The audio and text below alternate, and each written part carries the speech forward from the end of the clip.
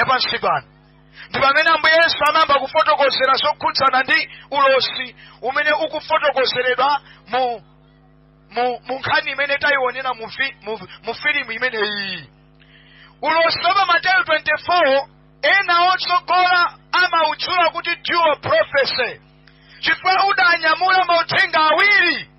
Uthenga woyambirira umene udali mu ulosi umenewu ndi uthenga umene wanyamulidwa ndi filimu imene tikuyionerayi, kuti Ambuye Yesu adalosera ndipo adawachenjeza Ayuda kuti akadzaona Yerusalemu atasungidwa ndi ankhondo, iwo amene amawerenga mkalata asazindikire ndipo adzatuluke mu Yerusalemu, chifukwa patsogolo pake padzakhala masautso. Mene ikufotokozera filimuyi zinakwaniritsidwadi zimenezo, chifukwa palibe mawu ndi amodzi omwe amene Ambuye Yesu amawalankhula adawalankhula amene sanakwaniritsidwe kapena kuti sadzakwaniritsidwa. Yesu mwina adalankhula mu vesi ina ya chapter chomwechi kuti thambo ndi dziko zidzapita koma mawu ake okha adzakhalapo. Mwa njira ina chilichonse chimene Ambuye Yesu analankhula chimakwaniritsidwa. Choyamba kukwaniritsidwa ndi gawo loyamba la ulosi wa Mateyu 24 mene mwamvera mu 67 AD asilikali a Chiroma anabwera kuzazinga Yerusalemu. Atamzinga Yerusalemu, Ayuda amene adakhulupirira ulosi kapena kuti chenjezo la Ambuye Yesu mu ulosi umenewu ndi amene tikwaona makamaka akutuluka mu Yerusalemu. Adatulukadi filimu iyi zimene adapanga adatiphunzitsa mu filimu iyi ndi zenizeni. Ayuda amene adakhulupirira ulosi wa Ambuye Yesu, chenjezo la Ambuye Yesu, adatulukadi mu Yerusalemu. Ena osakhulupirira kwenikweni ndi amene taonaja akutsalira momwemo nkuyamba kupwetekana okhaokha. Tiona kuti filimu imeneyi kumapetoko itha bwanji. Komano timafuna kuti popeza tayamba ndi kuyenda ndi Mateyu 24 madzulo ano kufotokozerako mwachiduleza mmene filimu ikufotokozera, titayang'anapo phunziro lina limene tikulipeza kunena kuti pamene masiku akuoneka akupita kumapeto, Mateyu 24 akutiphunzitsa ife phunziro lina. Yesu angolankhula mchigulugulu. Mukuyona echalisi ngakhale kuoneka yomangidwa bwino mamakono mosangalatsa, koma ikutsa nthawi imene sipadzapezeka mwala osida pa usake umene sudzagwetsedwa. Zathira pamenepo. Chimene chikundisangalatsa, ophunzira Yesu sakungomva kagawo kochepa ka mawu a Yesu nkukhala chete kuti sakwana. Ophunzira Yesu akuntengeranso pambali Yesu, kapena kuti pamene Ambuye Yesu akakhala pambali payekha, ophunzira kumulondolapo mpacha ndi kukamfunsafunso, tatiwuzani zija zisachitika liti, chizindikiro chake nchiyani, chakutsa kwanu komanso cha mathedwe a nthawi yapansi pano. Wokondedwa mwa Ambuye wathu Yesu Khristu, tisanafike kutsogoloku timafuna tingoona kunena kuti pamene papa kumaoneka ngati pali kaphunziro kena kakufunika koma mtengera pambali Ambuye Yesu kuti akululireni zochuluka. Moyo wa Chikhristu nthawi zina sumagwirizana kapena kuti umadana ndi chigulugulu. Yesu atalankhula pa chigulugulu, ophunzira anamtengera pambali maloneka achete pang'ono pamene adalankhula zochuluka. Pafupi ulosi Mateyu chapter 24 ali ndi mavesi oposa 50 ngati sindikusokoneza pang'ono, ali ndi mavesi oposa 50, koma mukhoza kuona kuti zonsezo mavesi oposa 48 Ambuye Yesu anayankhula pongoyankha funso la ophunzira amene adamutsatira pambali ndi kukamfunsa kuti zija zisachitika liti. Nthawi zina Chikhristu chimativuta chifukwa timaganiza ganizo lofuna kuyendetsa Chikhristu mchigulugulu. Chifukwa choti akuti amachita zakuti, inenso ndizichita zomwezo. Chifukwa choti akuti amachita zakuti, inenso ndizichita zomwezo. Ndiye moyo wa Chikhristu umavuta kuyendetsa mchigulugulu. Exodus chapter 23 verse 2 amati usamatsata unyinji kuchita zoyipa. Okondedwa mwa Ambuye wathu Yesu Khristu, pamene masiku akuoneka ngati akupita kumapeto ndipo sizokayikitsa, tili ndi udindo waukulu kwambiri ofuna ophunzira kukhala moyo oyendetsa Chikhristu chathu ife tokha aliyense payekha. Ukafunafuna kuti uyendetse Chikhristu chako pamodzi ndi ankolo ukhumudwa, chifukwa ankolo apezeka kuti zinthu zina zimene mawu a Mulungu sagwirizana nazo ukhumudwa.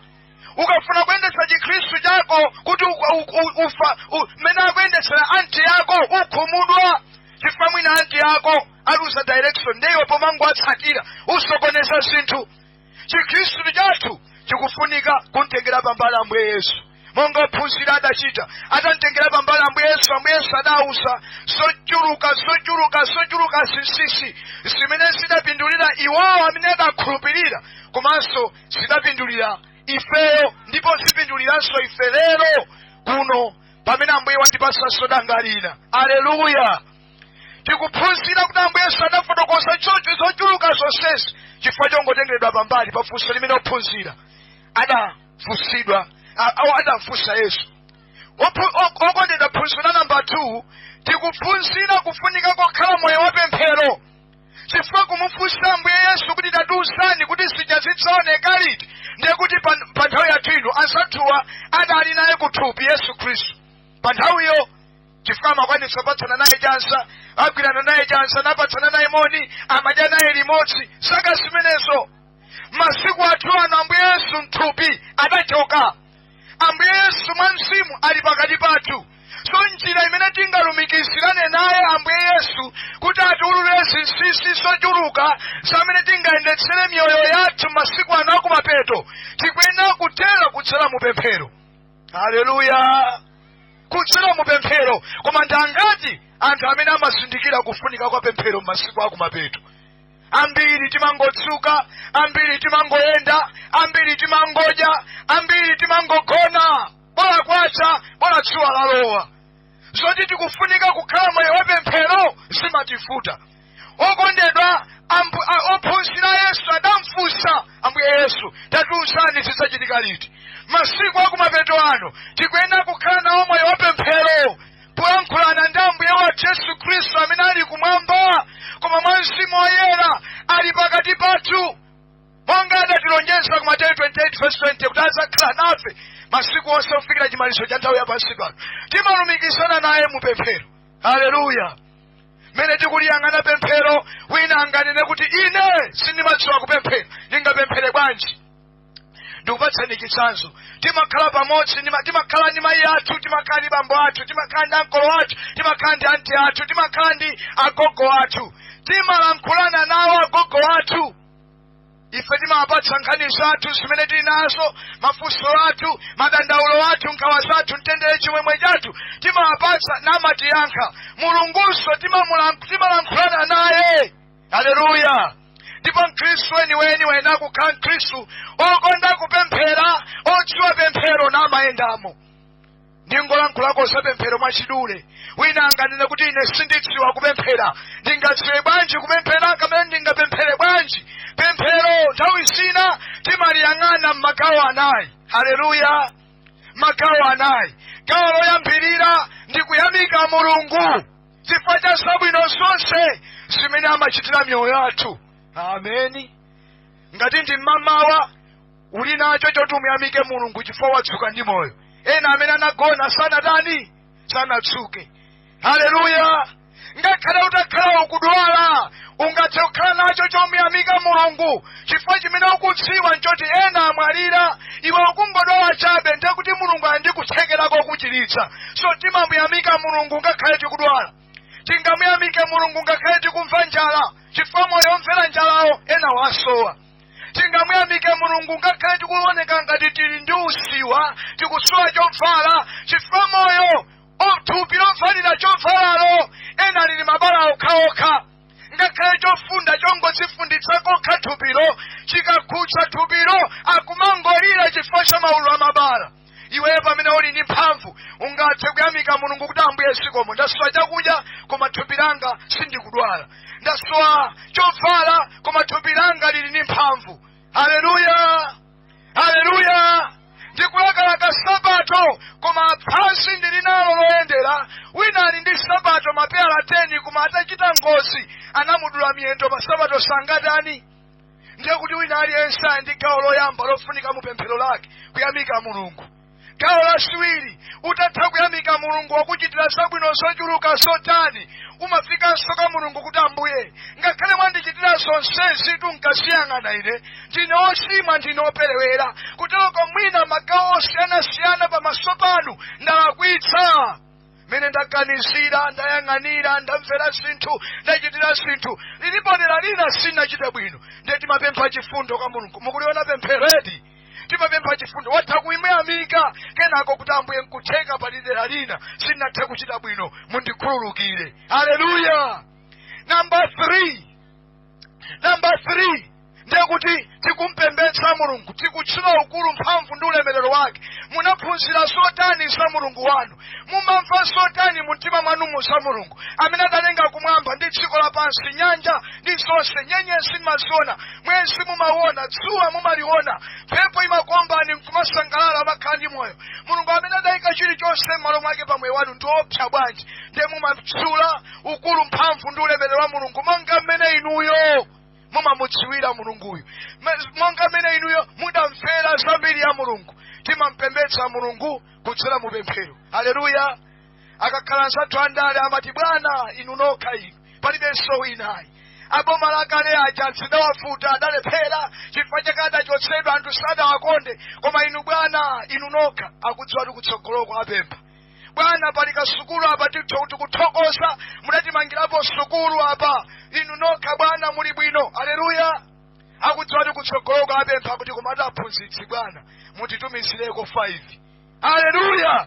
Ndiye kuti pemphero ngakhale mutakhala muli m'mavuto otani kuyamika sikukusowani, mufunika muyamike mulungu mpemphero lanu ngati gawo loyambirira.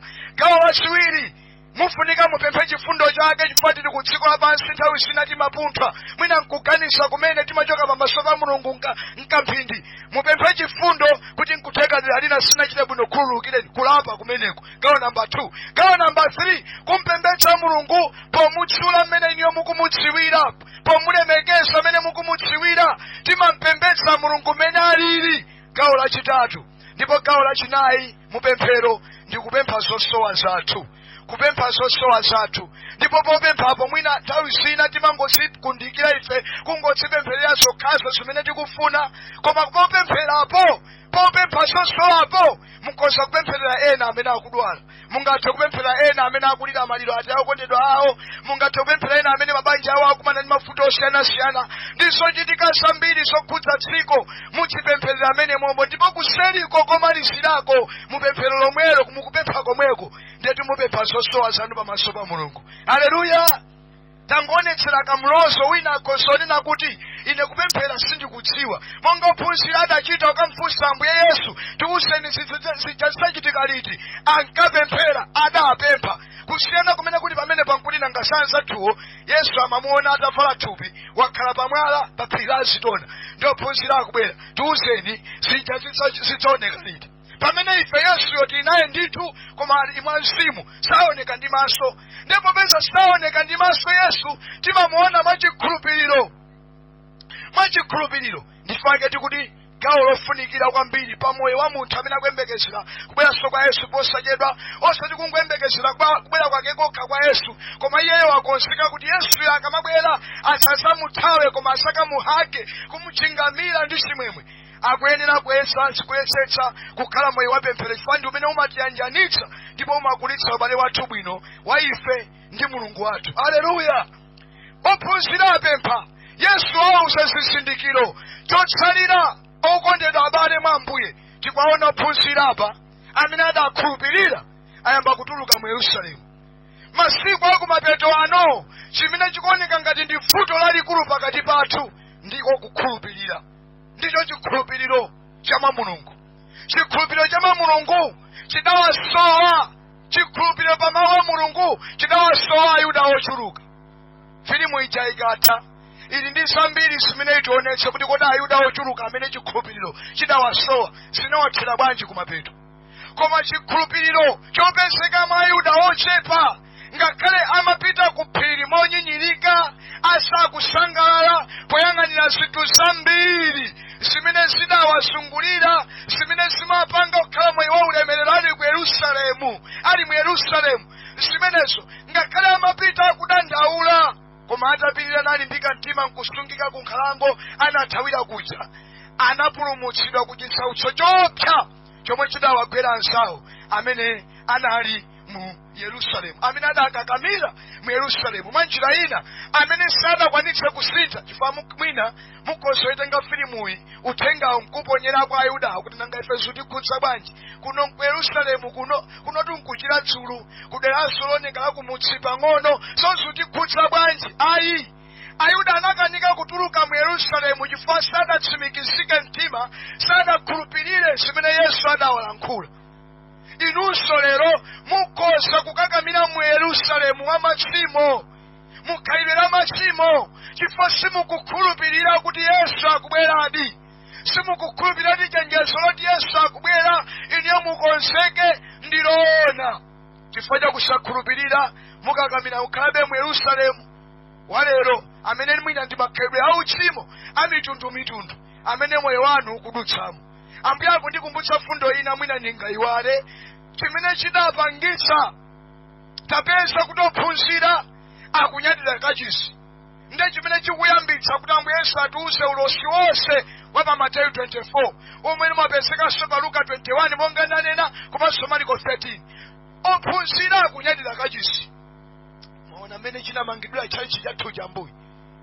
Okondedwa abwenzi mwa Ambuye, nthawi zina tili ndi vuto, sitivuta tidzativuta kulandira zakumwambazi chifukwa timanyadira zinthu zooneka ndi maso, tidazika mizu pa zinthu zooneka ndi maso zimene tili nazo zotisungulira moyo: nyumba, magalimoto, njinga za moto, makoka ophera nsomba, minda ikuluikulu ndipo tikalima timakololamo bwino ndi zinthu zina zomwe zatisungulira.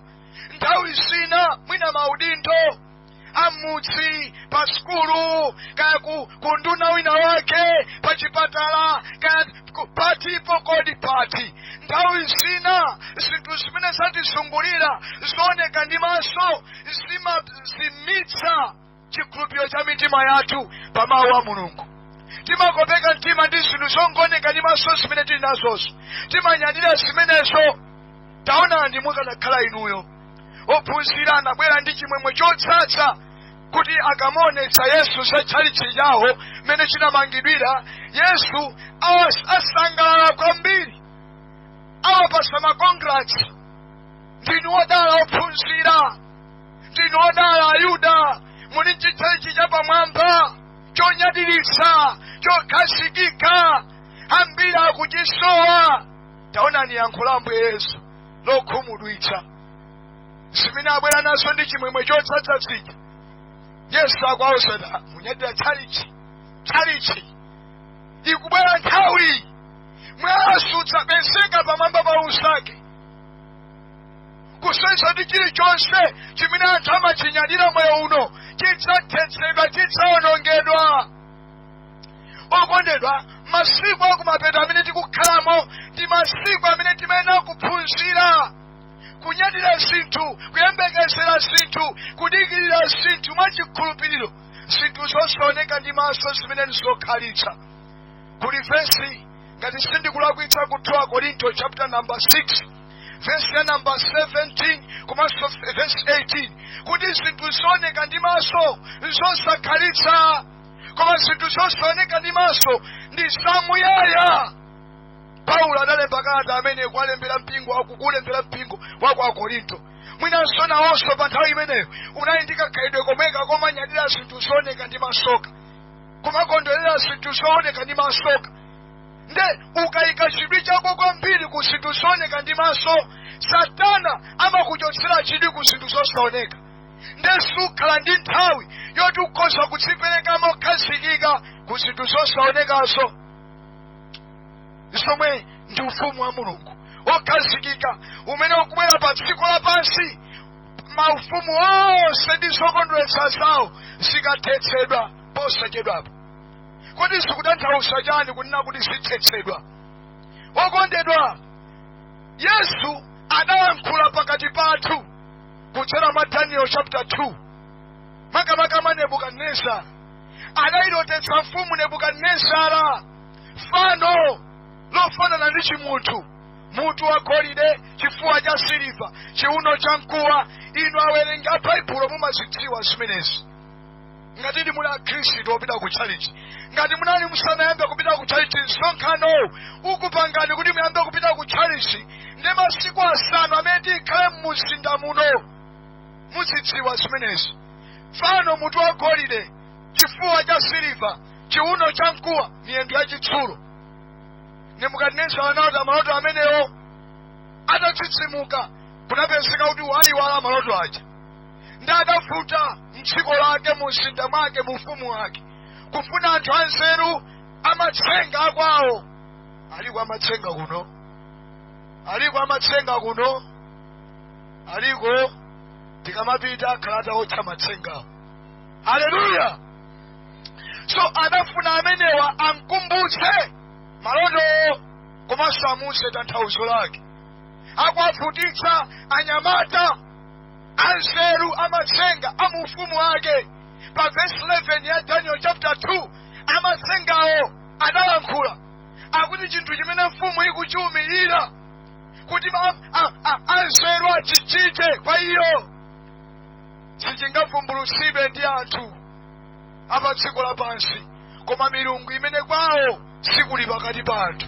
Kunena za Mulungu wakumwamba wamphamvu, Atate osatha, mfumu ya mafumu, kalonga amene akubweretsa mtendere posachedwa. Sindikufuna kukhazikika kunkhaniyo tangopita kuti tione chitsanzo kuti imene ndikuti mtendere ubwera ndi Yesu yekha atathetsa maufumu onsewa. Zikutanthauza chani? Chifanocho chimatanthauza maufumu akuluakulu amene akhalapo pa dziko lapansi. Koma Nebukadinezara kumapeto kwa loto lake adaona mwala osemedwa popanda dzanja ukubwera unadzagunda phasi, mapazi amene analophatikiza dongo ndi chitsulo kumapazi kwa chifano chimenecho, ndipo chifano chonse chinamwazika pansi. Ziduswa sizinathera pomwepo, mphepo inabwera inaulusa ziduswa za chifano kukazitayira kutali, ndipo mwala umene unadzagunda fanolo kumapazi kwake unakhazikika pa dziko,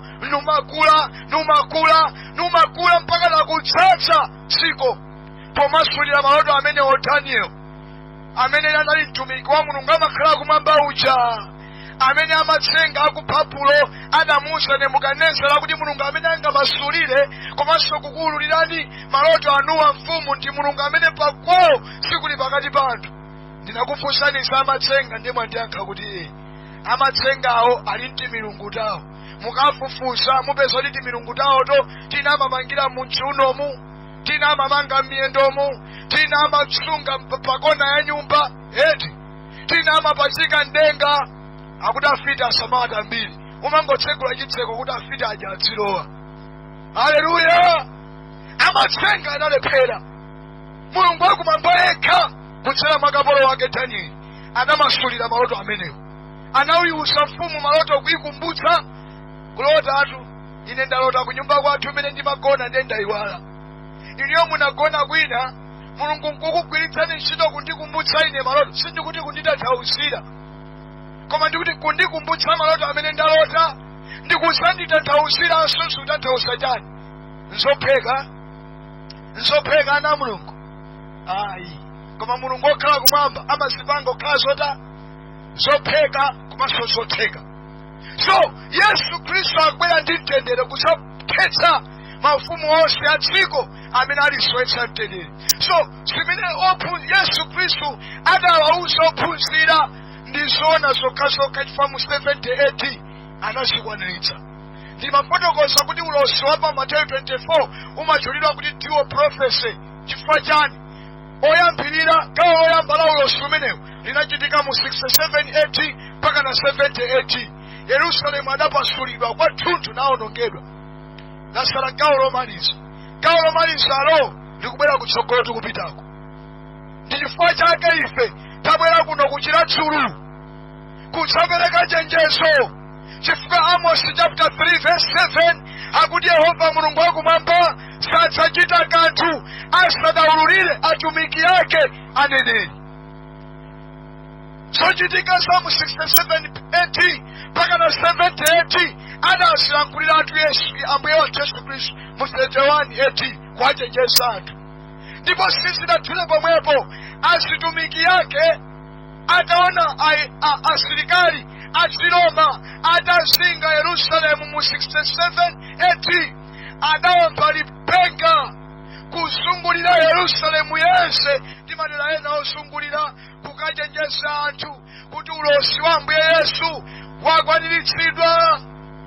Tulukani mu mzinda kuti Amosi chapter 3:7 akwaniritsidwe. Satachita kanthu asanaululire aneneri. Amene adakhulupirira anatuluka mu mzinda napulumutsa moyo. Amene adanyozera zidaonekera. Haleluya, haleluya. Pamene gawo lachiwiri lomwenso ndilotsiriza la ulosi wa Mateyu 24 likuyandikira kuti lifike posachedwa. Ife tabwera kuno kudzapereka chenjezoli kuti mtundu wathu ukonzeke, chifukwa dzikoli likutsetsereka. Latsala kanusu kuti mwala osemedwa popanda dzanja uthetse mbiri yonse ya mafumu a dziko lapansi ndi zosangalatsa zawo, chifukwa salephera kumpatsa munthu mtendere. Tsiku ndi tsiku chiopsezo chokhudza moyo wa munthu chikukulirakulirabe m'dziko limene tikukhala. Yesu sangalilole dzikoli kuti lipitirirabe, alithetsa posachedwa. Funso lathu ndilonena kuti kodi mwakonzeka? Pamene Yesu Khristu akubwera posachedwa mwakonzeka? Kapena ndinu anthu osakhulupirira monga Nahamu amene anavutitsa kwambiri, kuyambira kuvutitsa ansembe amene amatsogolera atumiki, kuvutitsa mkazi wake, kuvutitsa mlamu wake, asibale ake, chifukwa chosakhulupirira. Kodi inu mwakonzeka? Taona anthu aja amasiya asibale awo mu Yerusalemu yokha asaka kupulumutsidwa nathawitsa moyo wawo. Mwina tumene tikuyenda masiku akumapetowa ena chipulumutso chavuta chifukwa chofuna kusangalatsa ankolo, anti, agogo, ababa, amama, ena chipulumutso chavuta. Mene tabwera kusapereka chenjezoli kuno kuchilatsulu.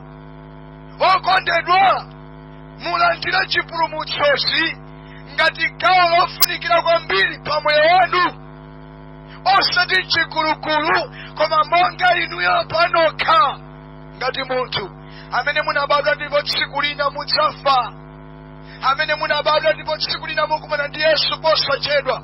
Mukuyenda kukonzeka bwenzi, tikuyenda kukonzeka chifukwa nthawi ikuthamanga kwambiri. Tamvetserani zokhudza chenjezo lomweli ambuye Yesu adalankhulaso ku Luka chapter 19 verse ya number 41 pamene amayandikira kukalowa mu Yerusalemu. Adawuyang'ana patali mzinda wa Yerusalemu nawulirira, Yerusalemu, Yerusalemu, lero lino ukanazindikira, lero lino iwe zinthu zamtendere, koma ikudza nthawi imene sidzasiya pa iwe mwala pamwamba pa unzake wosagwetsedwa. Asakukuta adani nasakugwetsa kotheratu mulinga limeneli iwe ndi ana ako. Zidzatero chifukwa sunazindikire nthawi imene Mulungu anadzakupulumutsa. Chinthu china choopsa chochititsa mantha ndi kuphonyana ndi nthawi. Munthu kuphonyana ndi nthawi imene Mulungu wabwera kuti adzampulumutse. Okondedwa, ukasemphana nayo nthawi imene Mulungu wabwera kuti adzakupulumutse, chimene chimakutsatira ndi matsoka, zipsinjo zimene sukadakumana nazo ukadayidziwa nthawi ya Mulungu. Haleluya. Yesu akulirira mzinda kuti zidzakugwera chifukwa cha tsoka losazindikira nthawi imene Mulungu adzakupulumutsa. Anthu akuno kuchira dzulo dzina akuno lija lomandithawathawa kwambiri kumayera. Haleluya. Anthu akumayera, amayi, abambo, anyamata, asungwana, nthawi ino, wiki ino yapa 18 mpaka na pa 23 Julai mwina ikhozokhala nthawi imene Mulungu wabwera mu mzinda muno, mudera lino, mudzi muno kuti apulumutse moyo wanu. Mukapanda kuyizindikira nthawi tsiku lina mudzalira. Zinthu zimene polankhulidwa zimaoneka ngati mwina sizoona, zitayamba kukwaniritsidwa. Koma choopsa ndi chomvetsa chisoni, anthu amene amaganizira atatuluka mu mzinda, asilikali a Chiroma atazinganso mzinda kachiwiri mu 730 sanapulumuke, anathira momwemo. Ndi chodala kwambiri kupanga chisankho chabwino masiku amtendere adakalipo ngati ano, amene mwayolalikidwa uthenga wabwino wofikira kuno kumayera, kuti Mulungu atikonzekeretse zakubwera kwake kwaposachedwa, chifukwa sadzachita kanthu asadaululire atumiki ake aneneri. Yesu akudza posachedwa. Zizindikiro anatiuza Mateyu 24 omwe anthu adzakhala kuwukirana kudzakhala pafupi mdziko, mbiri za nkhondo mwaziona mwazimva. Yesu akulankhula chifukwa cha kuchuluka kwa kusaweruzika, chikondano cha unyinji chizasilala. Mateyu chapter 24 verse 12. Mwachiona chikondi cha unyinji chikusilala mdziko tsopano. Yesu akulankhula mawu ake pa verse ya namba 13 ya Mateyu 24, kuti koma iwo amene adzalimbike chilimbikire kufikira chimaliziro, omwewo adzapulumutsidwa.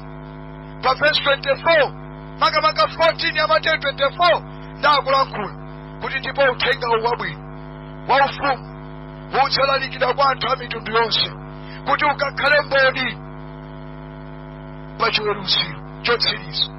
Abwenzi, uthenga umene ukuyamba kulalikidwa kuno lero pa 18 mpaka na pa 23 wiki inoyo ulalikidwa ngati umboni, kuti inuyo musadzanene kuti sindidamve ngati mutanyalanyaza, koma musanene kuti ndidamva koma sindatsatire, ndidanyozera, ndidakayikira. Pemphero lathu mene tikuyamba msonkhano lero loti musakhale mgulu la anthu amene adzakhale kunja kwa ufumu ngati sanafikiridwe ndi chenjezo. Mupange chisankho muyende ndi Khristu, mupange chisankho chotsegula mtima wanu kuma uthenga onse abwino amene Mulungu akhala akulankhula nafe, mene tayambira tikuyenda nawo mpaka na pa 23 tili muno. Mukhala odala kukhala mbali yoyenera mu nkhondo ziwiri zimenezi. Ambuye akudalitseni chifukwa munali ndi nthawi yomvetsera madzulo ano chiyambi cha msonkhano wathu kuno, kuti Ambuye apitirire kulemekezeka. Tifuna tipemphere. Haleluya. Ndatokonzeka kuyenda mulendo wa msonkhano onsewu mpaka na Sabata. Taona manja kumeneko, taona manja. Haleluya. Ambuye akudalitseni abwenzi chifukwa tigwira ntchito ili modzi mpaka na la Sabata pa 23 Juni tili mu mzinda muno kuthamanga ndi uthenga wabwino, kuwayitanira anthu ku ukwati wa mwana wankhosa Yesu Khristu amene akubwera posachedwa. Tiye tipemphere. Atate Mulungu wathu okonda amene muli kumwamba, mwa Mbuye wathu Yesu Khristu mpulumutsi wathu wamoyo, mchiyanjano cha Mzimu Woyera nkhosa amene akutiyimirira natisunga natitengera kunoko kuchilatsulo kudzatumikira uthenga wabwino. Lilemekezeke ndi kutamandika dzina lanu loyera, popeza ku Mulungu ndinu woyera oyenera kupembedzedwa ku nthawi zamuyaya. Tikuthokozani chifukwa cha nthawi imene tinali nayo madzulo ano yomva mawu anu opatsa moyo. Mudalankhula mawu anu ku machitidwe athu mu chapter number 16 verse 13. Mudatsegula mtima wa Lidia kuti amve uthenga wabwino umene Paulo mtumwi adawutengera kudera la kwawo zaka zambirimbiri zapitazo. Mulungu amene mudagwira ntchito imene yodzana, ndinu nomwenso amene mulipo mpaka na lero, mudzakhalapo mpaka na muyaya. Mu dzina la Yesu Khristu ambuye wathu yemweyo tikupemphera chifukwa cha abale athu kuno, chifukwa cha ife tonse kuno, kuti mulendo masiku asanu amene tikhale tili mu mzinda muno tifuna tikuoneni Mulungu mukutsegulanso mitima yathu kuti timve kulankhula kwanu ndi kutsatira chifuniro chanu mmene chilili, osachipatukira kulamanja kapena kulamanzere. Taona zotsatira zopsa za iwo amene adanyozera atamva. Mutithandize tikhale kutali mtima wina uliwonse onyozera mwadala okayikira mwadala zonse zimene Ambuye mukhale mukutichenjeza nazo masiku amene mwatipatsa kuti tikhale kuno. Tikupemphera kupezeka kwanu mu dzina la Yesu Khristu. Mudalitse aliyense amene watenga nawo mbali kuyamba nawo msonkhano madzulo ano ndikuti wamva nawo uthenga madzulo ano. Mumuchitire chifundo, munong'oneze mtima wake zazikulu kuposa mwina zomwe zalankhulidwa. Mmene tikubwerera kuti tikukagona kukapumula, Yehova Mulungu wathu mulankhule mwa anthu anu mu njira yonse yosiyana yomwe mungayigwiritse ntchito kuti mwazindikiritsa ana anu kuti nthawi yathani. Tidalitseni tonse m'dzina la Ambuye wathu Yesu Khristu, popeza uku ndiko kupempha kwathu mwachikhulupiriro. Ameni. Zotipititsa mu ufumu wa Mulungu. Ameni. Ineyo ndimine pompa. Ambuye akudalitseni. Tukoze Mulungu wakumwamba, tukoza abusa kuti mwatilandira mmodzi muno mmene alankhulamu ife tikhala omasuka. Ino tingoni na gawo lotsiriza latsala lochepa kuti mukamakagona madzulo ano mukagone ndi kachithunzithunzi kena kake. Mawa msonkhano ukupitirira. Inuyo mupange chisamu. Ndikumbutsa chinthu chino musadabe uri anong'onezana chani. Tisanakambirane zinthu zina inuyo ndi ife ndimafuna nditani mayigondo kuti abwere. Timayenda ndanza thwa za chipatala. Ndangofotokozapo zinthu zingapo zimene azikhala akumachita kuti inuyo mudziwe kuti masiku 5 amalipowa kukhalanso mathandizo oterowo. Haleluya. Mulungu atikonda kuno kuchira dzulo kumayera kuyambira mawa nthawi ya 2 o'clock tikhalapo mpano ndina chikhulupiriro chimenecho pazichitika zinthu zingapo zokhudzana ndi thanzi lathu. Mmene tabweramu tabwera mkachipatala kakang'ono. Aliyense amene akufuna kuyezetsa BP osati magazi osati HIV yayi koma BP thamanga kwa magazi tiziyeza kwa ulere. Ndeno muli wa mwayi kubwera kuyambira mawa 2 koloko kuzayezetsa magazi mmene athamangira mtima wanu uthamanga bwanji. Komanso Ambuye akalola kwa iwo amene tidzaona kuti awawa zinthu zimene akufotokozazo akhoza kukhala ndi matenda a shuga. Tiziyezanso pompano matenda okhudzana shuga. Ndiye shuga simayeza aliyense, timayeza yekhayo amene akuonesa zizindikiro zokuti ameneyu akhoza kukhala ndi matenda a shuga. Koma BP timayeza aliyense kupatulapo mwana wang'ono. Kuyambira zaka 13 mutha kubwera ndithu tikhala tili panopo kuyeza anthu komanso kupereka malangizo aulere. Mungakhale bwanji muli ndi BP muli ndi shuga komanso nkutheka muli ndi vuto lina limene limakuvutani mwayenda nalo mchipatala lakhala likuvutani, bwerani muzalandire uphungu wa ulere.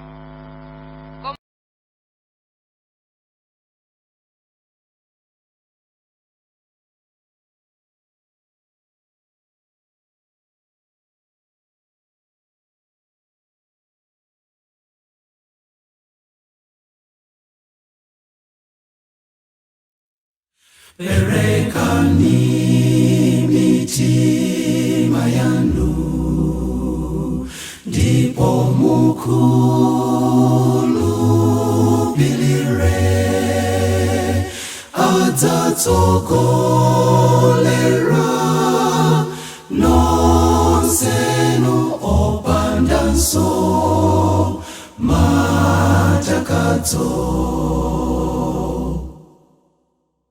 Tamverani zomwe Mzimu anena akatenga nonsenu amatipatsa chigonjetso tikondwelera mwa Yesu. Perekani miti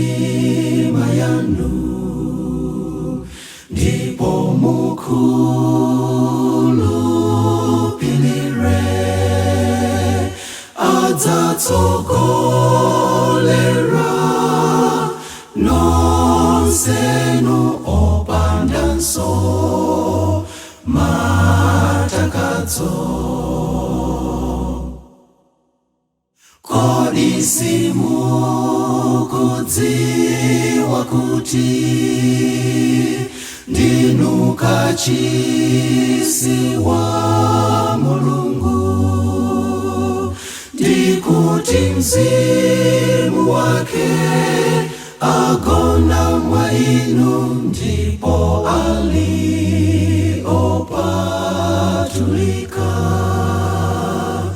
Perekani mitima yanu, ndipo mukhulupirire.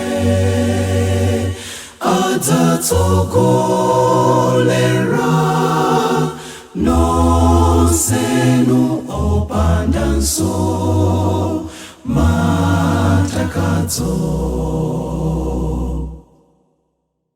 Ana anu adzanenera, anyamata nawona masomphenya,